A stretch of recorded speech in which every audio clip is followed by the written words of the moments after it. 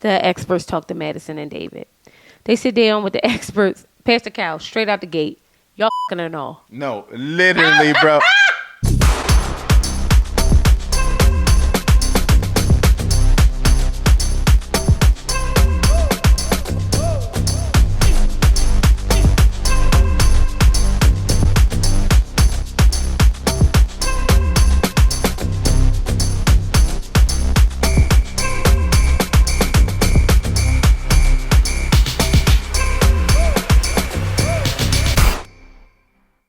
Hello, everyone. Welcome back to our channel. Thank you so much for joining us again.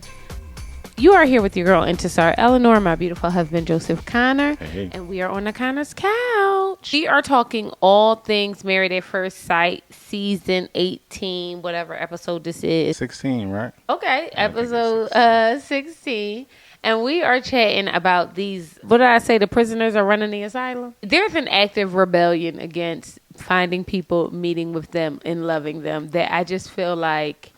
It really is. This is like actively a rebellion. It's war. It is war. It is actually war. So you guys have been asking us about... Love is Blind. Thank you, baby. Jesus. Love is Blind. And It's we coming. are watching it, okay? But when I tell you... I feel like I've been watching it for like days. I know. It's me, it's though. moving so slow, but it's coming. We're going to knock it out this week. Yeah, Joe is doing a good job about really watching it. I'm having a hard time connecting. But we'll dig into why I am having a hard time connecting during that review. Let's dig on into Married at First Sight because we still on the retreat. We've been on the retreat forever. It's been 3 episodes, They've been on the retreat for two days. And it's the shortest, longest retreat ever. It got to be a crazy perspective from theirs to ours, because I feel like we've been on the retreat forever, and their retreat obviously got cut short. There is so much going on in this episode. It starts with Michelle and Madison talking. You know what I've been hating, Joe? What? Them showing these extended clips, and the extended clips are of the last 5 minutes of the episode. Yeah, I don't like that. I don't like the extended clip at all. Yeah, me And neither. I think that, we have to go, the surprise element is 90% of it. Right. At the point at which you all have told us before the season even started, there was going to be a couple swap. You didn't have to do all of this. No. Yeah. It really feels cheap. Yeah, I would agree. Like, and when I mean cheap, I mean like cheap in a slutty way. Like in like a on the stroll. You know what I mean? And not to dig on sex workers. More just like the essence of that feels like you should be in a palace somewhere. You know what I mean? At least be in a brothel, goddamn. Yeah, like we don't need it. Yeah, cheap in the way of the viewers. How you treating the viewers? Like we don't. Like, come on, yo. A lot of us are grown and watching this, so it's like I don't think I need. And y'all let us know, because I feel like they're giving too much. I feel like they gave too much from before the season began. I was hearing too much about what couples was doing. What I'm like, yo, we don't even know these people's names yet. I don't want to know, so I'm always like, I watch it. Otherwise, why am I watching it? Because I think that's one element, and then the other part of it is we knew stuff too. So we also don't want to ruin the natural flow of the show. Right. You know what I mean? Like sometimes you just got to let things unfold. But I guess that's just where we are with our brains, that we just got to get to the nitty gritty. Right. Like tell me what it is and then I'll still watch. I don't know. I don't get that though. I don't either. That's not my story. You know what I mean? Which is why we love Severance. So they're still at the couple's retreat. Michelle and Madison talk. And not because Michelle actually cares. Joe had to remind me 27 times yesterday when we were watching this that, Michelle don't care. I don't even know why she... Because the trick is working on some of y'all. Shout out to the portion of people who the trick ain't working for, because y'all let me know every week in the comments, and y'all are my family. Yeah. I love y'all, okay? Especially the people who keep the battery in my back. Somebody said, Joe, keep your foot on Michelle's neck. And I said, yes, I got you. I feel like we can keep our foot on Michelle's neck and take a foot and a prosthetic foot and put it on Madison and David. Take MM's prosthetic foot and put it on David's neck as well. Because I feel like there is so much terrible activity going on in this season. It's diabolical activity everywhere. It's running amok. It's running amok. Y'all have no couth.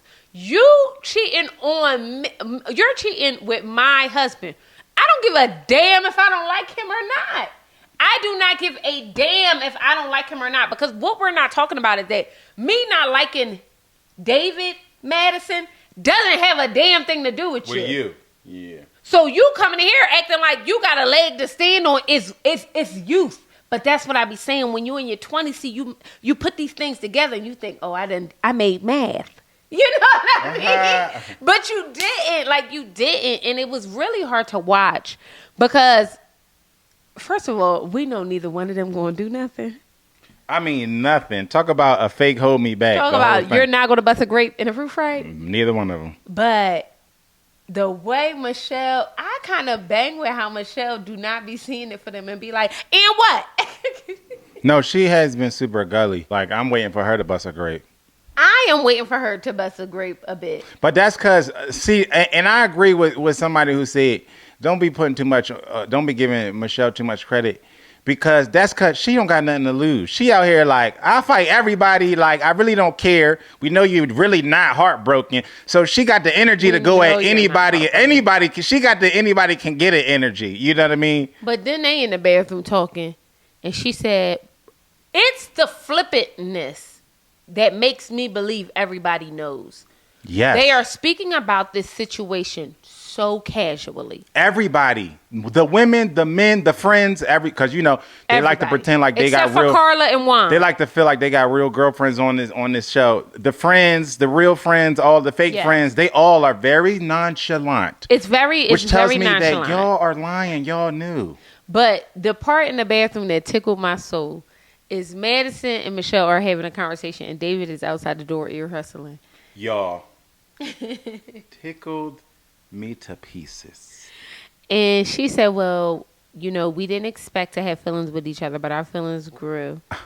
And he was like, yeah. And that's the end of it. No, that wasn't the part, babe. No, what did he say? It was when Madison said, I have feelings for David. David from another room. Let me do what he did. He wasn't even pictured, right? So, David, if this was written out, it would say David, not pictured. In a reenactment. She said, I have feelings for David. David said, and I got feelings for her too. He in another room. In a whole other room, child. I say, y'all, this is... They couldn't wait to be released. Do you hear me? Which also leads me to believe y'all been knucking and ducking and ready to fight for weeks. The allegations are not being beat. It's not being beat, and that's the weird thing about lying, right? You do have a certain amount of control when you have the lie, but then when it gets away from you, you don't even know which part to continue lying about. Yeah. You know what I mean? Like, and it's just like y'all like just standing there like, yeah, I'm grown. Damn right. I've been eating her. The fuck? I used to love her. And I still do. You know what I mean? We need a little bit more of that. But but what I don't like, and if I'm being very honest, Pastor Kyle made a very good point when he said he was speaking to Michelle and he said, we're not talking about a long period of time here. We're talking about 8 weeks. Mm-hmm. Now, I'm not saying you can't do wrong to somebody and tell them how to react. I really do believe that. So David was wrong by Michelle. And however he chose to react is how he chose to react. But the idea that his reaction blows somebody else's situation up is diabolical. Because the truth of the matter is, and what we're not speaking about, Madison never stood a chance. Alan and Madison never stood a chance because of David. And that's what nobody is mentioning. But I think when you say that, you take the onus and responsibility away from Madison. He had a trying husband. What I'm saying is, she was still dating. Her and David were dating. If you're seeing somebody every day, if she would have taken that energy, because I think I completely agree with what you're saying. I don't want to put too much on David, but the truth of the matter is, they didn't have a chance. You know what I mean? And part of that is because David was infiltrating the spot. Because at any moment, he could have just said, you know what? I'm going to chill off of this. I think, to be honest... Both of them could've. I think, to be honest, no. I think that Alan didn't have a chance because Madison is diabolical. Whether David existed or not, Alan would not have had a chance because she, from the very beginning, tried to make us believe that everything in the world was wrong with Alan. And there's nothing wrong with that man. She made it her point. It was his hat. It was his shirt. It was his jokes. It was his sense of humor. It was the way he spoke. It was, I mean, she turned every argument into domestic violence. She always had to, now we know why. She always had to leave. She had to go, gather herself, get a drink, call a girlfriend. This woman was, it could have been Tom, Dick, or Harry. Madison, and I think a lot of it stemmed from, similar to Michelle, stemmed from like attraction. I think some of these people saw them at the altar and immediately checked out and was like, I don't think they're cute. I'm done with this process. Yes. And I think there's not enough honesty about that in these shows, especially over the past couple seasons. And a lot of people been clocking it because we've seen it. We clocked it from the beginning. Like, you're just not attracted to him. It's nothing wrong with this. It's nothing wrong with Alan. You just are not attracted to him. And that's the same for AKT and MM. And that's just the truth, right? And it's unfortunate because we don't get that like good love story, but I ain't gonna pretend like this story ain't filling me up either. You know what I mean? I ain't gonna fake be phony about it.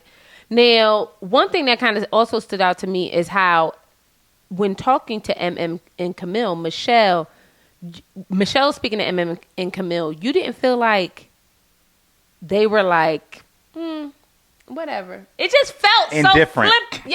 Yes, that's the word. I noticed how indifferent they were, which told me that they don't see it for you either, girl. They were literally, but also told me that y'all knew something. Y'all knew a little bit of something. Because nobody was surprised. Nobody. Pastor Kyle wasn't surprised. Right. Nobody was. The truth is, nobody there was a lot surprised. of fake surprise in this episode. And the problem with it for me is again, not that David chose to do whatever he chose to do. In truth, Michelle was a terrible partner. You know what I mean? And we have to be honest about that. And she can't be now self-righteous, even though I am loving. But I'm so glad you said that. Okay. It's not that David did anything that's justifiable. It's not that that David and Madison's choice was right in any way. It's the self-righteousness that now Michelle is trying to position herself in. That really is icky to me. Yes. And that's why I think people can't get, because not once has she said what she did say. So this is how she's trying to distance herself from the self-righteousness.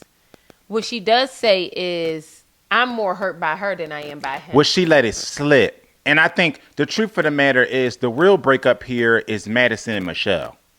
You know what I mean? And I think the indifference that Michelle's good girlfriends was showing her was that they knew this is about you breaking up with Madison, because we all knew you really didn't give a damn about David. And you've been trying to break up with David from the beginning. So I think that is more of the story. And then she verbalized it herself and was like, I'm more hurt by Madison. Yes. Are we going to talk about this ADT commercial? But why are we doing that? This is so forced. Not to do such a hard... Talk about cheap. But talk about a hard pivot. Y'all are at a Mimi Tam Airbnb. Why are we talking about ADT so much? Somebody explain it. Like, let it go, yo. Also ADT? It's also 2025. We ain't doing... I can't remember the last ADT system I saw. Probably in my old house when I was in high school. No, quite literally. So it's like, what are we even talking about? And it's not working, by the way. Please. And commercials work on me. Yeah, and it's not working. And it's not working. But, so that was annoying to me as well. Now, Thomas reveals that he was giving David the benefit of doubt. There is an overall consensus that the reason why we cannot give this person the benefit of the doubt any longer is because you would not send a text message like, I want to eat you, to someone you either haven't already eaten or ain't actively trying to put your mouth on. Right. And Madison was doing her damnness to position this as I was never there. David sent a text and we weren't in that position. I was just as shocked as everybody else who saw if I would have gotten the text, I would have told him, we're not there. What are you doing? But even that should be a red flag to David. Because if somebody's really banging with you like that, like y'all are pretending to us like y'all banging with each other, I would have been like, you know what? It don't matter why he sent it. You know what I mean? And this is a telltale sign that she would throw you under the bus if it means her character or yours. Because what she's trying to do is salvage her own character. And you are collateral damage. Which is very common with for Karens. people. There you go. It's It felt It so. tracks 1,000%. It gave me the it. It tracks. If it's I them or would you, never. So It tracks. we can't. So your low is not sleeping with your friend's man. Your low is receiving a text message like that. Yes, and it made it. The text message gave her a visible target. So she just thought. It seemed to me that she thought, that's all I have to knock down. Yes. Oh, we weren't there. Yeah, we had feelings for each other, but we weren't there. He sent the text. I didn't know nothing about the text. The text was really rooted in an energy that we didn't have. Yes. And she's like harping on it the whole episode. Yes. So Juan and David chat, okay? And y'all, who knew we needed somebody else's shit to blow up this way for Juan and Carla to clock in? Because when you aren't self-producing, you can speak freely. When you know that they aren't going to produce you. Because the problem is with also Juan and Carla, I always feel like they are preemptively producing. They already know somebody going to come in and say whatever, and try to get them to do certain things. So he's already in his mind thinking, how am I going to or not going to do this thing? And her as well, right? Mm-hmm. Because now what we're seeing is like the veil drop. Y'all got bigger fish to fry with David and yes. You know what I mean? And they are. I never seen Juan and Carla so free and comfortable. It is like we're just meeting them. Yeah. And they're so comfortable. I love these humans. Like, I'm like, yes, just call it how it is. And this is what we mean, Juan, when we say you can say what you need to say and hold space for somebody. Because the way I felt like he talked to David was curt and honest and real, and that's, but not mean. And I think that's because he doesn't filter when he's talking to the other cast members like he does when he's talking to Carla. When he's talking to Carla, you could see him like doing math, choosing his words, thinking about everything he says. When he was having conversations with everybody else, he was just letting it fly. And in a way that I've never seen him do in a space with Carla. And I loved it. And I'm not going to lie, y'all. I was eating it the hell up, okay? Because one thing I like that Juan said is that Juan gives us a little bit more insight. And you said this because he was on that after party last week. That Juan let everybody know that him and David were the closest. Now, we know now that was a tactic, okay? You know what I mean? Like, now we know. You weren't close to him because you liked him. You were close to him because you liked his wife. And you needed to be close enough so when y'all go home, y'all going home at the same time and whoop-de-whoop-de-whoop, right? So he says, well, you're going to have to own up to it and give him some time and apologize. And even him saying the own up to it says to me that in the conversations David is having after this conversation with Alan, he's not owning up to what he did. Like, people will, and part of me, do you think that, like, part of me can get down with, there's going to be collateral damage when in heartbreak, right? Somebody's going to be hurt. And part of me really does understand that, like from a personal space. But the other part of me is like, I don't think these people feel bad. I think that David doesn't feel bad because his wife was a terrorist to him. But, so right. I think that's and I think that's he a part cannot of his feel bad to Michelle. And I was just about to say, I think that part of his not feeling bad is that, and I think that is overshadowing for him what he put Alan through. And I think that's the issue here, is not focusing enough on that, because I think if you did, you would show more remorse. Right. And that's what I'm saying, because you still would feel like, and maybe he does, you know what I mean? Like, but you know what? There are a population of people who do really insidious things and they don't feel bad. Like, I remember feeling sick, like losing weight, because I'm like, I messed something up and I hurt someone, you know what I mean, that really only wanted to take care of me. To the point where Joe had to talk to me about it, like, all right, you being a little too goddamn sorry. You know what I mean? Like, snap out of it, you be fine, whatever the case may be. I do think that when that's not a part of your personality and who you are, it does affect you differently. You know what I mean? Mm-hmm. And I feel like his lack of, because even I'll go with you there, right? With the whole Allen thing, men are naturally homosocial. So the idea that, and so are women. So that's not even a dig on men. So are women. So the idea that you wouldn't feel any remorse from hurting a man that you are in close proximity to and building a friendship with is odd to me. And the way you did it, you've been hanging out with them all this time. Yeah. It's just nasty work to me, and I can't get past it. And I'm not going to allow Michelle's bad behavior to overshadow how disgusting I think this is. I think they both need to hold space equally. That's what I mean. That's what I mean. Like, I don't want it to overshadow it. But also, are they hugging all the time? I mean, this is the most affectionate I've seen. Madison and specifically Madison the entire season. I know what you're saying. Like, I don't want to put more, dip on David's chip. But I really do believe he started flirting with that woman. He probably did, but Allen never had a chance. Whether David was in this process or not, Madison was going to dog Allen out. And I got to get that in my brain.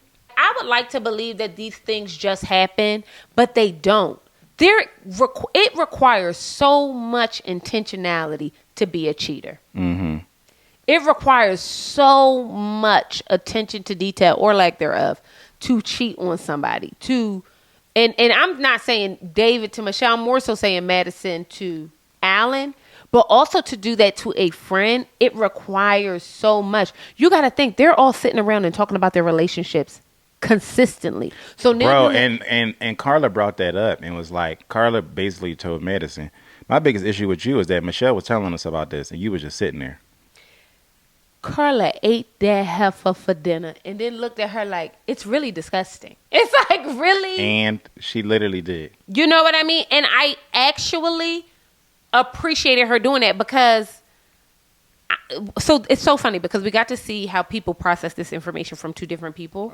And Camille was talking to Madison. Everybody leaves, by the way. There's nobody left in the house. This is the shortest, longest trip ever. Everybody is gone. Okay, so by this time, the only people left in the house is Juan and Carla, Camille and Thomas, and Madison and David. Which I'm like, a couple. I'm with Juan. Like after that, we gonna have a weekend. I think once the bad energy leave the house, we here. I think if it was me, you, Ryan, and Fatima, we just been in that house going up. We finishing out the weekend. Yeah, we probably are. We're gonna have fun. But I could understand why they didn't though. That would mess up the vibe. Imagine you start with 10 people, Joe, and then in a day you damn. We going up though. Carla asked her what the hell happened, okay, and she told them that she had feelings. Madison said that she has feelings for which David. Carla knew what happened. She knew. Carla was the first person that knew what happened. I believe, because I don't know how much we led on to it, but Carla said something weeks ago in like an after party or something where it indicated to us at least that Carla knows. Yes, for sure. I think the moment Carla heard the story and Michelle tell it, and then Michelle asked, well, weren't you all together? Things start clicking in Carla's head. Mm-hmm. I think she knew then that it was for Madison. And I think that Madison knew it was for Madison. I think the willful ignorance is just that. Like, I'm just going to see how much of my character I can preserve. When in truth, if the idea that somebody would even feel comfortable enough to send you a text message like that and then try to placate it like, oh, well, I was just shooting my shot. To your friend's wife the night that you are all out and he's in the room with you? Yeah. Like, you got to say these things out loud, right? Because I think sometimes we get so caught up in the fact that Michelle didn't want a mother jumper who lived in her mama's basement that we can't see the forest for the trees. That's diabolical. That's a character thing. And it could have been that, Madison was saying, well, the problem is that nobody has a good bone in it. Nah, they don't. Because I don't give a fuck where David lived at. Michelle was a terrible person to him. We're not going to rewrite Michelle's history. The problem, what I'm saying is, I don't understand why. It's really giving Donald Trump and Joe Biden. Oh, well, he did it, so I'm doing it. Or, well, he did it. Like, no, we have to stop that. Like, the truth of the matter is, that was episode 8. what you said, we on 16. And in 16, David is the problem. So we're speaking to David being the problem. No, we're not there. We're not saying David isn't the problem. What Michelle is trying to do is reposition how she's acted the entire season. David's actions were diabolical. I've said that. I'll say it again. Madison's actions were diabolical. Michelle's actions were also diabolical. All of those things can be true. Let's take Michelle out of it, right? We will be looking at this with like it's more insidious than what we're looking at it now. When the truth of the matter is, there is real collateral damage here. There is real reverberating effects of the decisions that they've made. And it feels so flippant.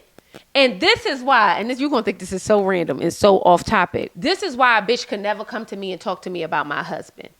Y'all don't respect the covenant of marriage at all. And we are seeing it in real time. The more we watch these seasons, don't you feel like the less and less and less people are bought into this as if it's a process and not a marriage? Well, yeah, I mean, they all kind of talk about it as if they're dating the whole entire time. You know what I mean? And I think that's the truth of the matter is in all reality, this is a marriage from the beginning, like Pastor Kyle said. And I don't know what they need to do with these candidates when they bring them on to really drive that point home, because I don't feel like anybody operates. I said it, on the after show. I feel like everybody treats it like it's an option, starting with the apartment. When they get into an argument, everybody goes home. Yes. You know what I mean? Their own home. You know what I mean? So I just feel like all of them kind of hold that, except for Thomas and Camille, really kind of have been treating it like it's an option, like they're just dating. And that's what I think is frustrating, because then you see how little, and I think this is what Carla was speaking to. We are the only ones who are understanding of this process. So then you all come in, we're all in this bubble. We're all in this super intimate, exhaustive process that requires so much of us. And then you would turn around and taint it, not just for you, but for everyone. Right. You know what I mean? And y'all don't even care, which part of me gets it, but y'all don't even care the effects that it has downstream. Right. And that's what I think I'm speaking to when I talk about this, because it's a little scary to me. Because I feel like when I think about how this is played out over a certain amount of weeks, at any time, somebody could have just said, no, I'm good. I've been calling for that for weeks. You know what I mean? They keep dragging us through this MM and Ikechi drama. And I've been saying, just let us go. You know what I mean? And honestly, I wanted that for David in the beginning. You know what I mean? Before we even got here, I was just thinking like, just go home. But do you know think what I mean? that maybe they aren't, maybe that's in the contract now? Like you can't just leave? Because I wonder if David had the option to leave, would he have left? I think he probably would have. They must have, because somebody like Loki did that before, I think. And so a ton of people have done it. Yeah, I think maybe Ellen just did it. Maybe it is a thing of like they are contractually obligated. Like, would y'all tell us what y'all think? Because they did it. Half the cast did it. I don't know if it was a season ago where everybody was at one point in the show. Everybody was single, but they kept filming together. Yes. And I remember seeing the one girl who left weeks ago. They telling us about how she doing on her job and how her dog is doing. We don't care. We don't watch this show. This is not the real world, right? We don't watch this show to watch a bunch of singles live their life. That's not what this is. Literally down to the title. That's not what this is about. And I remember in that season being like, what are we watching? Half the cast is single, but we keep seeing them film. They would meet up at coffee shops and talk about how they were single together. And then we would see them alone walking through the park and get an update on their life. And it's just like, we don't care. So I think maybe that's when it started, where it was like, listen, you can stay with this mug or you can't, but you're going to film. But this is why I think the age needs to be higher. I think these are good ages, though. I don't know. I mean, 30. I mean, who's the youngest here? Madison, 29. I think that's if you told me to put together, they would be 30. They're in between 29 and 35. You're thinking about 30. These 30-year-olds are different than the kind of 30-year-olds I think we were. Uh-huh. And it's funny because we're all relatively the same age. I feel like I grew up in a time where social media has ruined people. And I think the more people are on social media, the more we're going to have an issue pairing these people. Because there's a whole other factor that exists now that did not exist when this experiment began. 100%. I said this about this show and a couple others that we do. They have to be more stringent with this onboarding casting process because there's more sharks in the water now. Yes. There's more wolves in sheep's clothing now because people come through and they are trying to be influencers. They're trying to get brand deals. They trying to do this and that. And then they see people who was on the show. We was watching another show. The show just ended. The couple already in a Downy commercial or something. I'm like, I don't even like that. And I didn't have a problem with the couple. But to me, it sends the wrong message. Yeah. It sends the wrong message. And I believe you should be able to monetize your likeness. But I think to your point, that's a factor that is not being explored in this experiment for why it's not working for people. Right. Because the truth of the matter is social media has provided false senses of what marriage looks like, what relationship looks like, what partnership looks like, what your man is supposed to look like. Hell, she went and got a carbon copy of her sister's man. You know what I mean? Like, so it's like even these things, we are becoming such rapidly more visual people that the emotion of being with someone don't even matter. Yeah. And that's what I find to be scary. It is quite literally all physical, which now it take me back to that transactional comment Alan made when she was all messed up like, oh, well, everybody. Oh, where she had the fake tears? Girl. Ooh. It was a lot of bad acting. I just got mad. Alan comes back to the house. He sees Juan and Thomas outside. Thomas expresses how disappointed he was because he really thought David was telling the truth. Poor Thomas. Okay. Thomas said, I really did not think he would do nothing like that. Like that was beneath him. And it was not. So now he team Michelle, which I wouldn't go that far, Thomas. I would be team Alan. I would be team. You could tell not David and Madison. They all are team Alan. So you could tell. And Alan came back to the house. Everybody gave him a group hug. They was loving on him so hard. But you know what somebody said in our comments, and I'm sorry that I don't know your name because this just popped in my brain because I remember reading it. They said that how come people did not cover MM like that when it came to her going back and forth with Ikechi, including Juan? Because I think they were witnessing a dual crash out with MM and Ikechi. Remember when I was saying something had to go on and that we did not see? I'm watching the reactions of this cast in various different situations. I thought it was very telling during that situation. I thought it was very telling when Michelle was telling her good girlfriends, Camille and MM, the story, and they was just looking at her like with this indifferent type of face. I think the cast will tell you when they was talking on the after party and she was telling her story and Carla was looking like, yeah, whatever, girl.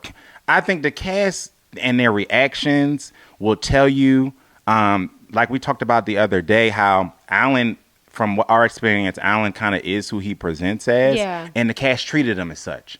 He walked in the house. They consoled him very differently than they consoled Michelle. They spoke to him very differently. I think pay attention to the cast because they'll tell you. You don't see that as like a pink flag that they treated MM different. I think it's telling about what they saw, what their experience was. Okay. That makes sense. So Alan is talking to the boys and he's just telling them how he's feeling. And, Juan just tells him like, he was really proud of how he acted and that he didn't fully crash out on them, even though he had good reason to. And shout out to the people who backed us in allowing Alan to crash out because people were supporting it. And he robbed Alan of it. He had every right to fully crash out. He had every right to punch the air, and nobody was giving him space or room to do that, or even to be petty. Even though I feel like he got really petty at the end of this episode. Lord, the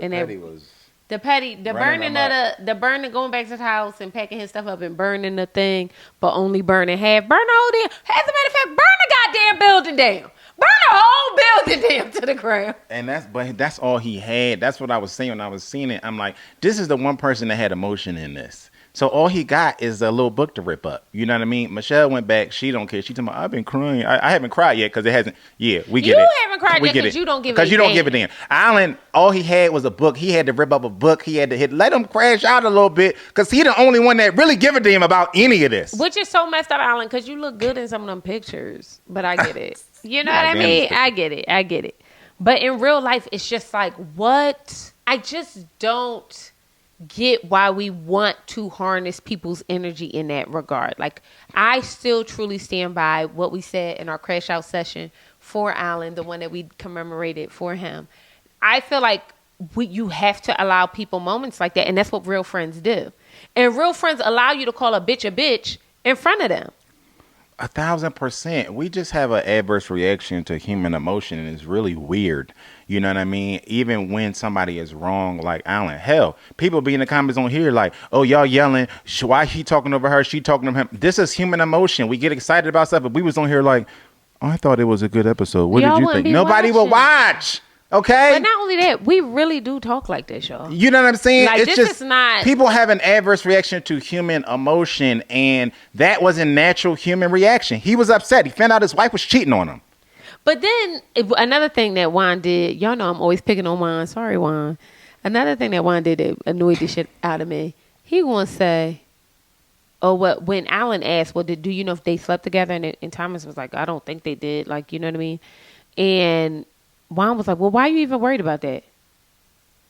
I just found out last night, mother jumper. I know. Like, what do you mean? Why am I like? It's just like. That's the stuff I be talking about because it's not real conversation. But you know what that tells me? Y'all knew. Y'all knew because the problem is that all of y'all had more time to process this than poor Alan. And the truth is he shouldn't fuck with none of y'all. Because that's the truth. 1,000%. Because Alan was the sole natural reaction. I mean, It's not up for debate. And I'm not saying this in a way that everybody reacts the same way to everything. That's not what I'm saying. I'm saying you can tell when somebody's having a natural reaction to something. 1,000%. Sometimes it looks like shock and awe and quietness. Sometimes it looks like yelling. It just however it looks, you've lived this life long enough. You can tell when somebody's just having an organic, natural reaction to somebody, to something. The only person that had a natural reaction to all of this was Alan. And y'all don't see that as an issue, but this is how I know whoever was telling the story to these people was telling it as if the whole time Madison was rejecting Alan, and not giving him any like, oh no. Every time Madison spoke to him, it was always a caveat. Oh, well, we can figure it out in the end. Or we can, oh no, I wouldn't be here if I didn't want to be here. She dragging him the dangling whole time. the carrot the entire whole time. So whoever is telling this story, which is probably David, y'all not going to get me to believe. I know we might be creating this story, y'all, but y'all can't get me to believe these people didn't know. Yeah, I mean, we can only, listen, full disclosure, which if we talking to adults, we don't have to say, but you never know. We don't have a concrete summary of what happened, right? We can only surmise and try to piece pieces of the puzzle together. We don't know if we don't know. And hell, the cast might not even know. When Witchercom says, I don't know if they slept together, he honestly doesn't know. The only people who really know is Madison and David, right? But we don't know what actually happened behind closed doors. We don't know what Madison actually knew. So full disclosure, we are making assumptions, right? We're not putting it on there as the gospel, but these are the pieces to the puzzles that we have. Your girlfriend is in real time. Even when Michelle was breaking down the timeline, nobody was like, damn, that does make sense. They knew. So what about this? Every girl, any human, maybe women more than men, only because men don't ask probing questions like that. But most women would say, well then, wait a minute. What time did he leave? What time did he come they're gonna back? help you but that's what they're gonna help you put the story together, especially your girlfriends. That's why I thought it was so telling how when Michelle was telling the story, Camille and them almost had nothing to say. Exactly. But that's what I'm saying, Joe. That's what I'm saying, because somebody was whispering. Now, it could have been the producers. Maybe didn't have to be somebody on the Hell, I think somebody whispered to Michelle. Shout out to the person in the comments who said, Michelle ain't put this whole shit together herself. You know what I'm saying? I think somebody was whispering to Michelle. Like, go ahead. You think somebody? No, I was just saying. I stand doing it when I said the other week that like I think somebody tipped her off to something. You know, she wasn't even that tuned into David in the first place to be you know what I mean? Paying attention to his abnormal activity. Right. But let me say this though, y'all. Y'all did mention that, and the thing about this is, Joe knows this. I watch a lot of reality TV. You want to know why Michelle deserves an Emmy and a Golden Globe for this performance? Because they could have given her that information. She had to go and put it out there on TV. She had to execute it. She had to execute it. We're talking about the execution. And the way she executed that, I don't give a damn what nobody say. She could get. I already don't call her, 100 funky dog head ass. And me and her cool now. Now she might not think we cool, but I'm cool with her. Okay. She literally executed with absolute perfection to the point I'm her agent. I gotta call traders. To the point I have to call traders. This, Joe, I've never. And the reason why I was so good was because it didn't feel forced. It felt so natural to her personality to put information out here like this. I was sitting here like, this girl got a bigger career ahead of her. She don't even know. I've seen housewives do this tens of millions of times.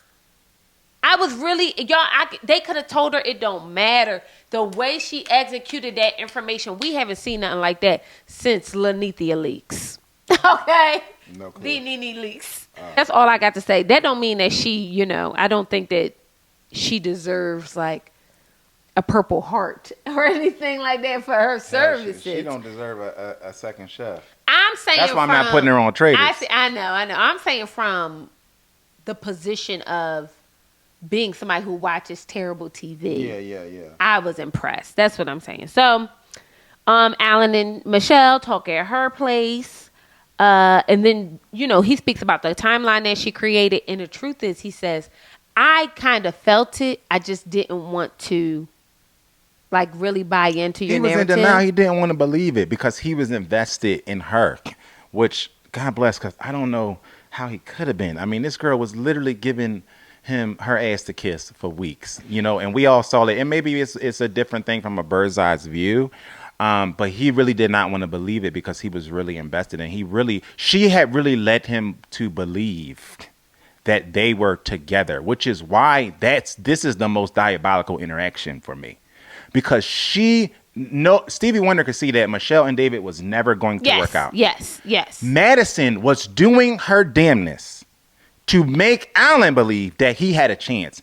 That's what's so messed. That's what's the most diabolical to me. And I don't know if... And he believed it. Yes. It worked. The problem is it worked. It didn't work on us, because I don't know anybody in the Twitterverse, the Threadverse, Instagram, or TikTok who actually thought that Madison was in. I don't really, other than her family members and whatever girlfriend who called Alan a psycho. I don't know anybody... That funky dog hit ass. Are you... Anyway, I don't know anybody who actually, thought that it was working, but it worked on Alan. And that's what's messed up. So let me say this, and I tell people this all the time. When Joe and I were going through our rough patch, the one thing that kept me personally in the situation was I had made a commitment to me. And I tell people this all the time. I love Joe. I don't love Joe 1 ounce as much as I love myself. And when I commit to something, I have made a promise to myself that I'm going to show up a certain way and I'm going to do certain things and I'm going to see things through. And I think what we're seeing here with MM as well are people who are committed to themselves. And because we are in a society of people who lack discipline and lack commitment, it is so easy for us to understand how, well, somebody would have just left. Somebody would have been like, oh, no, I'm done. I'm over it, whatever the case may be. But the truth of the matter is, when you have a strong conviction about who you are as a human, I was so resolved in who I am. It's so weird because when I think about us, I think about how Joe really knew we were supposed to be together. I tell this story all the time. He knew. I didn't see that. But that's just where I was in my life. But he had already had a vision of what he expected, the things that he wanted out of the relationship, out of his life, whatever the case may be. So in the same way, you were committed to you and it didn't matter what I was thinking about. It didn't matter how I acted. You had a commitment in your brain that you made for yourself. Does that make sense? Yes, I think that is very true for MM. I think that's a portion of Alan's thing. Okay. I think Alan was so hurt because I think a portion of it was he's a committed person, and the way you do one thing is the way you do everything. Yes, that's what I'm saying. I think with Alan, there was another added dimension where he truly believed that this person was worth it because they were presenting to him that they were worth it and that they wanted him to do these things. I definitely think that's part and I of think that's why he crashed out the way he did. And you got to think, this is a tall, successful, white man. He probably couldn't even fathom that a bitch wouldn't want to be with him. Mm-hmm. It probably was like... Oh, some part of that too. Yeah. And that's not a dig on Alan at all. But I'm saying, let's be for real. You know what I mean? He has all these things working in his favor. Mm-hmm. And he probably like, girl, you be a goddamn fool. And because I know you would be a fool, and I know you, I think you smarter than that. Mm-hmm. Yeah. When in fact, she is not. Oh, when in fact, she is not. And but I do think that there's a thing, you know, that gets lost on people. Like me not wanting to cheat, or me not feeling like I need to cheat here, or me not feeling like I need to be a certain way or be nasty or whatever the case may be. It's really that I've made such a commitment to myself to be in this relationship that you just get the residual benefit of that. And I love you, and I want to make sure that we're in a good space. But I think so highly of myself. It's almost self-centered. I think so highly of myself not to do stuff like that. Mm-hmm. And I think you have a bit of that as well. You know what I mean? Like, certain things I'm just not going to do because that's just not how I move, mm-hmm.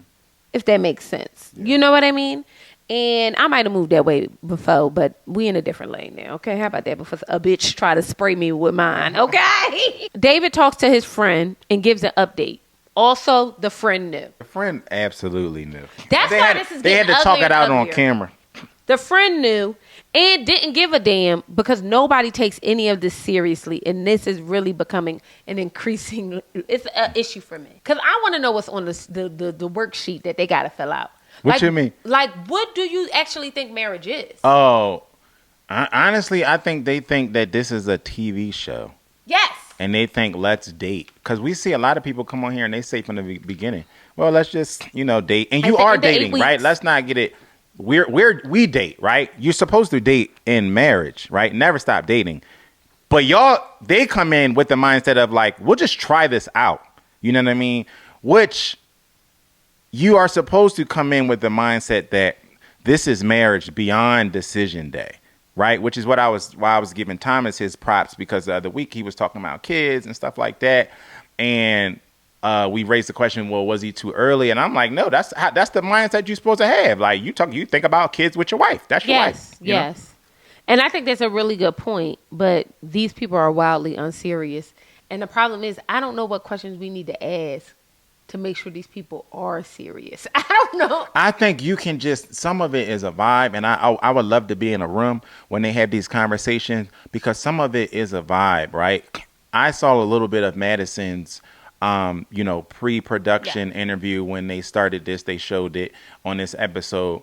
Her answer gave me a vibe. I wouldn't have booked her on this. The same thing with Michelle. When they asked Michelle about what she was willing to put up with or whatever. The moment they asked her, Joe, I would have been like, nope, this is not for you. You know what I mean? And not even trying to project that they would have been diabolical people. I'm just saying, like, just from their answers, I would have been like, I wouldn't have picked them. I think that is such a very good point. So it's like, and even the weird thing is that I feel like the drama is just going to happen, but we get this insidious kind of drama when you put unserious people in the process. Yeah. Or people who want to be seen a certain way or whatever the case may be. They take us back to MM and Ikechi, y'all. Like, we ain't tired. Oh, release us. I am trying to figure out why we needed to go back. Y'all already did this. It felt redundant. Y'all already brought them both together, sat them down, and asked them both if they wanted to be together. They had to feel like it was, like the experts had to feel like it was redundant. Maybe. I don't even know that I got that from them. It's almost like they're trying to squeeze the last bit of juice out of the turnip or whatever. You know what I mean? Or the orange. I don't know. No, like, I think you know what I mean. It just felt like they were just beating a dead horse, and y'all can't be tired because y'all should have just been like, we already did this. And y'all keep asking this. The other problem I have is that they are not changing up the line of questioning. No, it's the same stuff in every sitting. Like, he's going to answer this question the same way. When you ask Ikechi, well, was there nothing you could have done to make sure that this ended in a different way? He's going to answer it the same exact way. At this point, Neil, we almost starting to believe the mother jumper. I mean, I almost got the attitude he got. He's sitting there annoyed, and I'm sitting there annoyed too. For real. Like, yo, why we gotta answer these questions again? Let me tell y'all my proudest moment. MM laced them prosthetic legs up, okay? Wrote her a letter, Neil. It did give me secondhand. It was cringe, y'all. I'm not gonna lie. I was cringed out. It felt like I was watching a Tyler Perry special. Oh, it was giving Tyler Perry. Maybe that's why I liked it. Maybe that's why, because I said, please. It was bad TV. It was bad acting. It was bad TV. This not even you, MM. It was very self-righteous. But she God's favorite, y'all. For all the rest of us, what are we? Paupers? The fuck? God, you gonna let her say this shit? First of all, I haven't heard Pauper used since I heard the song around Christmas. Pauper? Hilarious. The jazz song? I don't know. I be a pauper, a blah, blah, blah, Oh, you go ahead, baby. And I was never gonna, that was not the song I was thinking about. So, but yeah, like I was sitting there, she reads him she tell him, listen, you're an embarrassment. You're this, you're that, you don't deserve this. This is how you file for a dissolution of a marriage. I can't pretend like I wasn't proud of her in the moment. I wasn't. I wanted to release her. Because I was nervous. Luckily, they I hope they had bottled water, because if there was been a cup there, she would have splashed them. I feel like it was turning into Basketball Wives, and that's cheap TV to me. Like, it was getting Love and Hip Hop. And you know what? If I'm being completely honest, I'm tired of watching blacks crash out on TV. You know what I mean? Especially that's black like me. You know what I mean? Like the brown kind. You know what I mean? So I was getting secondhand embarrassment, and I also was just like, keep it. You don't even need to do this. Like, they both have already expressed, and I understand they didn't plan this meetup, so nothing on MM or like, but we didn't need to do this again. Like, you know what I mean? Every time they're on camera together, somebody is doing some VH1 Basketball Wives Love and Hip Hop bullshit. You know and I'm what? just not here for. I don't want to see that on TV. That's not why I watch Married at First Sight. It's not why I watch Lifetime. Otherwise, I would be watching MTV and wherever, you know, Zeus or wherever the coonery happens. The problem is, Joe, I feel like you're right? Had he not shown up at that house, I didn't want that. I just so felt had like, he not done that, I'm with you 1,000%. And in truth, another cringe moment. In truth, I don't think MM responds that way if he doesn't do that. In truth, it was definitely I'm gonna have my moment too. It definitely was like, you understand what I'm saying? Which is just like, but even that was forced, because we talked about it a little bit. I think after that episode, it felt like somebody told him, you got to go to the house. Like, you got to show up to the house. So he said, I'm going to show up. I'm going to get a piece of paper and show up and make it a moment. You know what I mean? And it's like, we don't have to do this. I know y'all got them in an ironclad contract, but like, you could have just let them, because it just feels like we're trying to create drama. Like, we knew 4 weeks ago they was done. But wait a minute, take a step back, because I think you said something that might make sense. When you say, if these people are in an ironclad contract, right, and you only get paid for the days that you film, right, or that, you know, however that works, and he wasn't going to film, and they were just like, listen, if you just show up, give her the folder with the, I can see how he could get. I'm up to believe that he wasn't going to film, because the cast, remember I said pay attention to the cast basically said, when we don't got to film, we don't see the bull. Yeah, they did say that. Okay, so I can see how that happens. The problem I have with that narrative, Joe, is that Ikechi has been self-righteous. And that might be the name of this goddamn episode. He has been wildly self-righteous. Right. This entire time, that I almost cannot believe that he could be coerced to do so. But what I do believe is, and I'm gonna be honest, I got this from him when we spoke, like in person. Okay. What I do believe is that he is tired of this process and does not want to be a part of it. I do believe, now we got to go back to when this is actually happening. Yes. Right. I do believe that he did not want to participate in this anymore, and I think the cast thought that. Which is what their disconnect. And that's why he gave the energy every time he was I believe that about him. Okay. Well, let me tell you something, MM. Baby, you strapped them legs on and put them in turbo and got him all the way together. And I appreciated that. I really did. And I think that because what was said after, so two things happened. The first thing, they asked him, why would he show up and present papers like that? And of course, this man got all the words in the dictionary, so many words, he wrote a book to his wife that don't exist, BT dubs. And he can't really coherently tell us what would ever in his big, beautiful brain make him drive all that way to embarrass this young black woman. That's why I said, you know what? This crash out she's giving us is fully appropriate. And if we're going to give room for Alan to call people funky dog kid ass, MM needs space. But Alan, my space for Alan was natural. My issue with this was nothing about it gave natural. Okay. That's my issue. Okay. I'm here to protect your natural human emotion. That felt like Tyler Perry written by himself, because he writes everything himself, especially from a woman's perspective. Who better to tell the story from a black woman's perspective than a gay black man or whatever.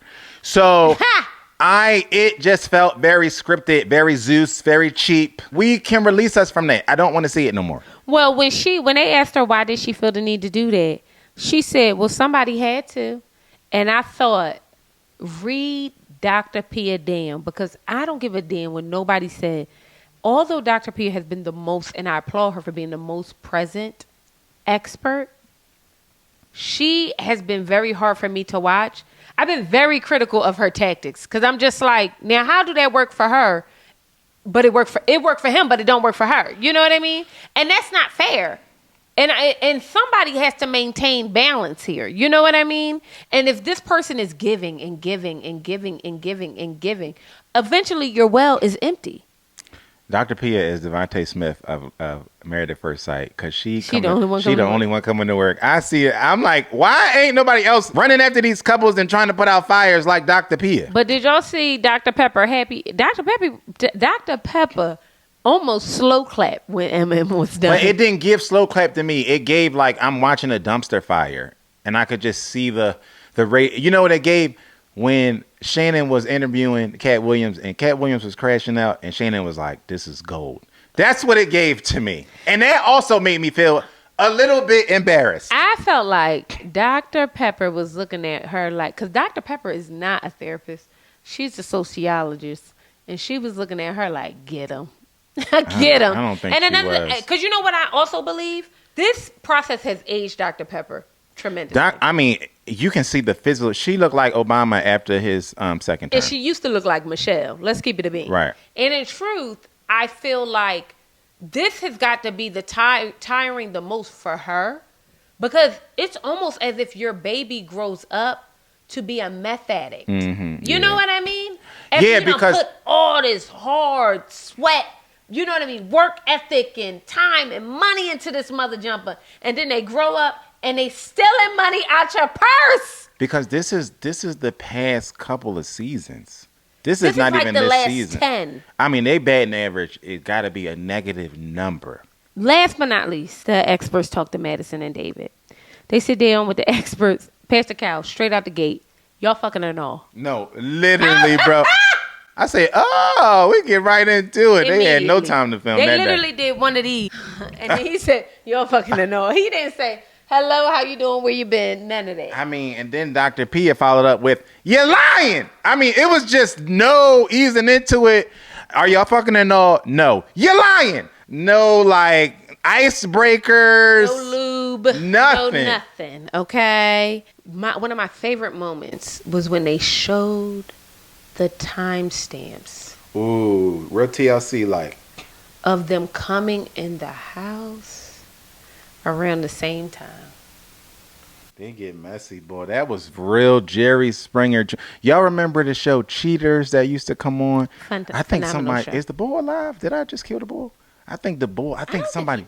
I don't think he's still here. I don't. If he is, I think he stopped because somebody tried. I think somebody tried to hurt the bull. Who did the cheater? He was like the host, but it was giving the Cheater show. Like the way they was just lining it up. It was really wild. When Pastor Kyle asked him, how could we believe you're telling the truth now and you've lied about so much?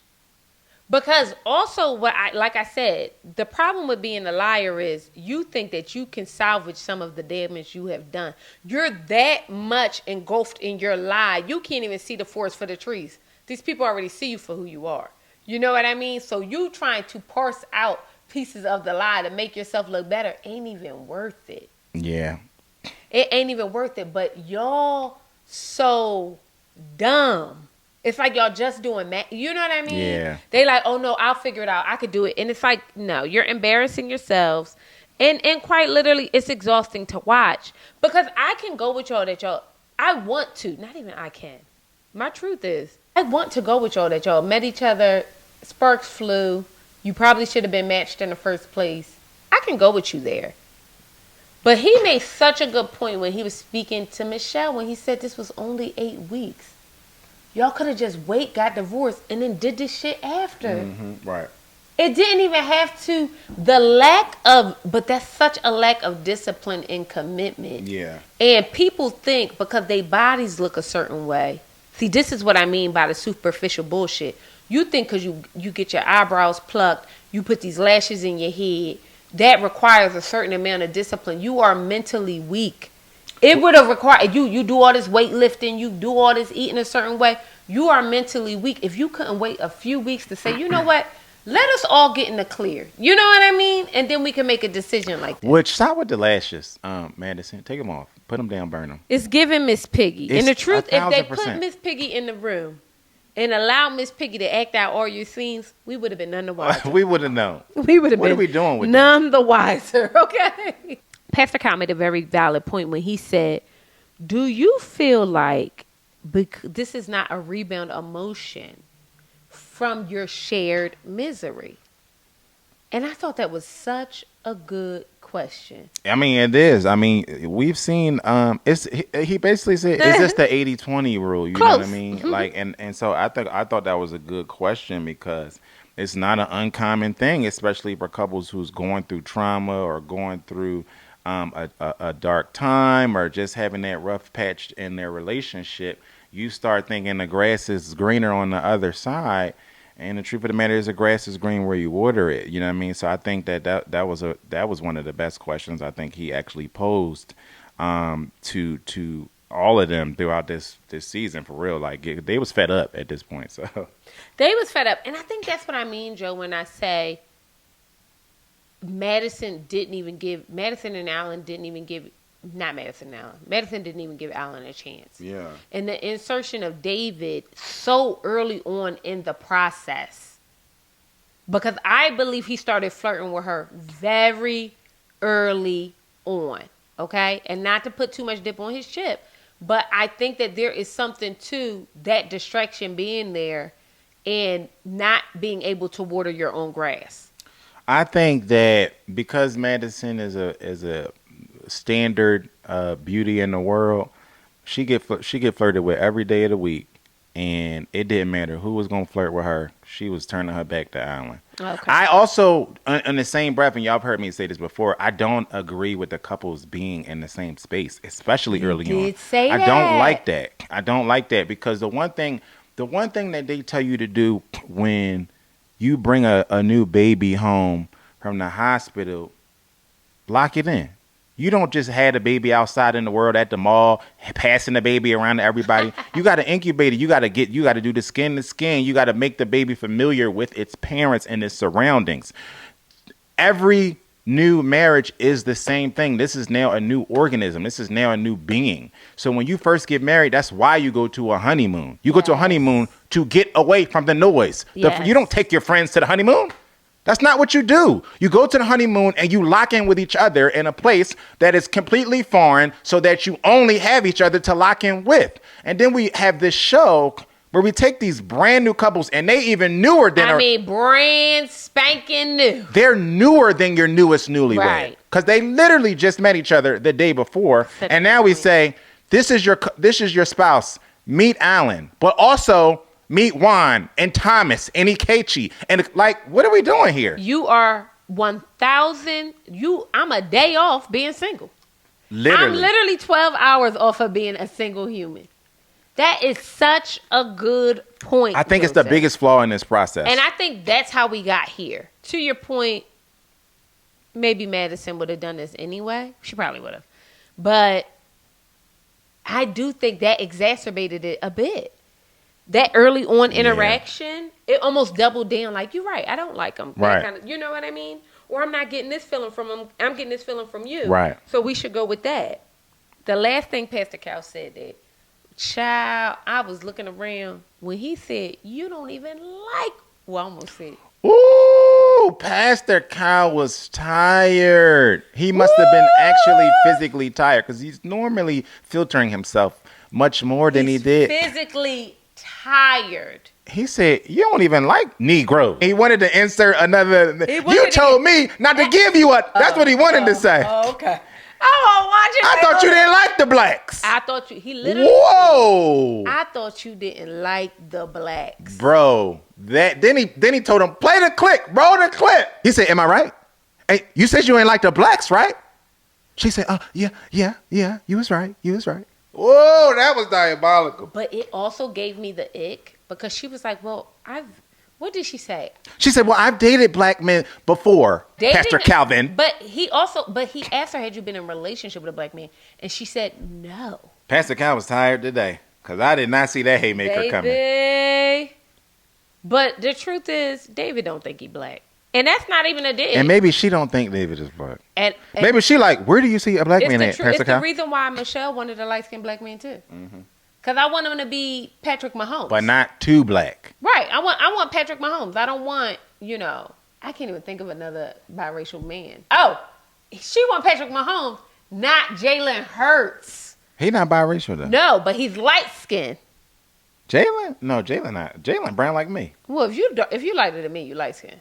No, Zar. No. Joe is like my mom, y'all. If y'all ever see my mom is just no. She's like her mom.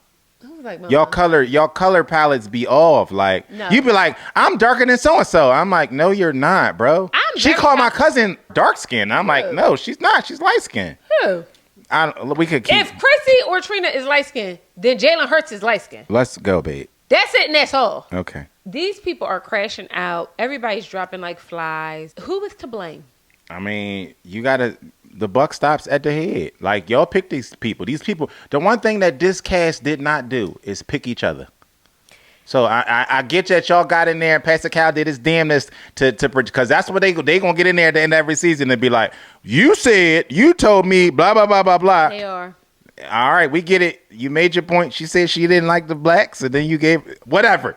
The truth of the matter is they didn't pick themselves. So when these couples are falling apart at the end of the last 4 seasons, it feels like the buck got to stop at the head. It just got to. They got to do more like catfishing. I'm sorry. What? They got to ask these people, like, once they get in the process, like, are you on any other apps? Like, are you doing this? Are you doing that? And then they need to swipe. Oh, you're saying undercover? Yes, that's what I'm saying, babe. Yeah, why not? It has to be some investigation because not that your palate doesn't change. I believe who you find attractive can change and all that stuff like that too. So it's not far-fetched that she would find David attractive. But it's just more like you were so adamant about not being with her. Pastor Cal said, it's getting awkward. You told me you didn't want the blacks. Ciao. Thank y'all so much for joining us on the Conner's Couch. I am Intisar Eleanor. This is my beautiful husband, Joseph. We will see you beautiful mother devils later. Peace. Bye.